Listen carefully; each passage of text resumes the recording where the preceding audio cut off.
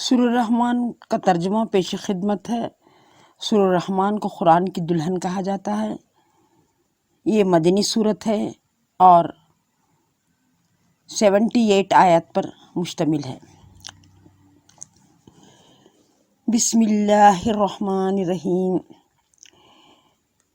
میں اپنے اللہ کے نام سے شروع کرتی ہوں جو بڑا ہی مہربان رحم والا ہے۔ رحمان نے قرآن کی تعلیم دی، اسی نے انسان کو پیدا کیا، اسی نے اس کو بولنا سکھایا۔ سورج اور چاند ایک مقررہ حساب سے چل رہے ہیں اور سبزے اور درخت سجدہ کرتے ہیں، اور اسی نے آسمان کو بلند کیا، ترازو قائم کی تاکہ تم تولے میں کمی بیشی نہ کیا کرو اور انصاف کے ساتھ ٹھیک تولا کرو اور تول میں کمی نہ کیا کرو۔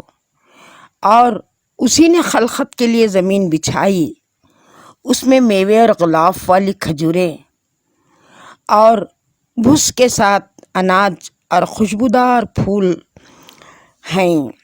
تو اے جن و انس، تم دونوں اپنے رب کی کون سی نعمت کو جھٹلاؤ گے؟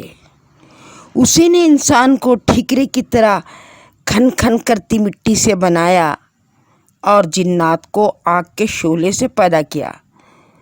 تو تم اپنے رب کی کس کس نعمت کا انکار کرو گے؟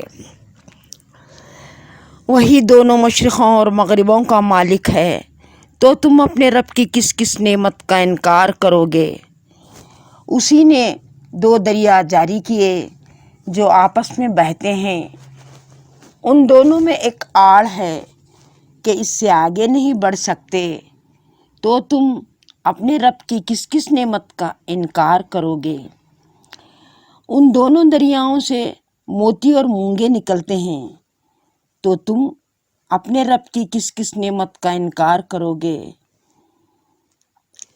اور جہاز بھی اسی کے ہیں جو دریا میں پہاڑوں کی طرح اونچے کھڑے ہوتے ہیں، تو تم اپنے رب کی کس کس نعمت کا انکار کرو گے؟ جو مخلوق زمین پر ہے اور سب ایک دن فنا ہو جائیں گے، صرف آپ کے رب کی ذات باقی رہے گی جو جلال والا اور عظمت والا ہے۔ تو تم اپنے رب کی کس کس نعمت کا انکار کرو گے؟ سب اسی سے مانگتے ہیں، خواہ وہ آسمان میں ہوں خواہ زمین میں ہوں، اور وہ ہر وقت کسی نہ کسی کام میں مصروف ہے۔ تو تم اپنے رب کی کس کس نعمت کا انکار کرو گے؟ اے جن و انسان، ہم عنقریب تمہاری طرف متوجہ ہوں گے، تو تم اپنے رب کی کس کس نعمت کا انکار کرو گے؟ اے جن و انسان کے گروہ، اگر تم سے ہو سکے کہ آسمانوں اور زمین کے کناروں سے نکل جاؤ تو نکل جاؤ، جہاں نکل کر جاؤ گے سلطنت اسی کی ہے۔ تو تم اپنے رب کی کس کس نعمت کا انکار کرو گے؟ تم پر آگ کے شعلے اور دھواں چھوڑ دیا جائے گا، تو پھر تم مقابلہ نہ کر سکو گے، تو تم اپنے رب کی کس کس نعمت کا انکار کرو گے؟ پھر جب آسمان پھٹ جائے گا تو گلاب کے پھول کی طرح ہو جائے گا جیسے سرخ نری، تو تم اپنے رب کی کس کس نعمت کا انکار کرو گے؟ اس روز نہ تو کسی انسان سے اس کے گناہوں کے بارے میں سوال ہوگا اور نہ کسی جن سے، تو تم اپنے رب کی کس کس نعمت کا انکار کرو گے؟ مجرم اپنے چہرے سے پہچان لیے جائیں گے تو پیشانی کے بالوں اور پاؤں سے پکڑ لیے جائیں گے، تو تم اپنے رب کی کس کس نعمت کا انکار کرو گے؟ یہی وہ دوزخ ہے جس کو مجرم لوگ جھٹلاتے تھے۔ وہ دوزخ اور کھولتے ہوئے پانی کے درمیان گھومتے پھریں گے، تو تم اپنے رب کی کس کس نعمت کا انکار کرو گے؟ اور جو اپنے رب کے سامنے کھڑے ہونے سے ڈرا، اس کے لیے 2 باغات ہیں۔ تو تم اپنے رب کی کس کس نعمت کا انکار کرو گے؟ وہ دونوں باغ بہت شاخوں والے ہوں گے تو تم اپنے رب کی کس کس نعمت کا انکار کرو گے؟ ان دونوں میں 2 چشمے جاری ہوں گے تو تم اپنے رب کی کس کس نعمت کا انکار کرو گے؟ ان میں سب میوے 2 قسم کے ہوں گے تو تم اپنے رب کی کس کس نعمت کا انکار کرو گے؟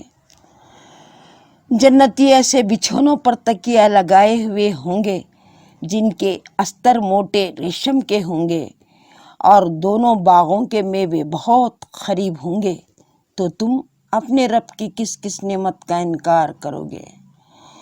ان میں نیچی نگاہ والی عورتیں ہوں گی جن کو ان سے پہلے نہ کسی انسان نے اور نہ کسی جن نے ہاتھ لگایا ہوگا تو تم اپنے رب کی کس کس نعمت کا انکار کرو گے؟ گویا وہ لال اور یاقوت اور مونگا ہیں تو تم اپنے رب کی کس کس نعمت کا انکار کرو گے؟ نیکی کا بدلہ نیکی ہی ہے تو تم اپنے رب کی کس کس نعمت کا انکار کرو گے؟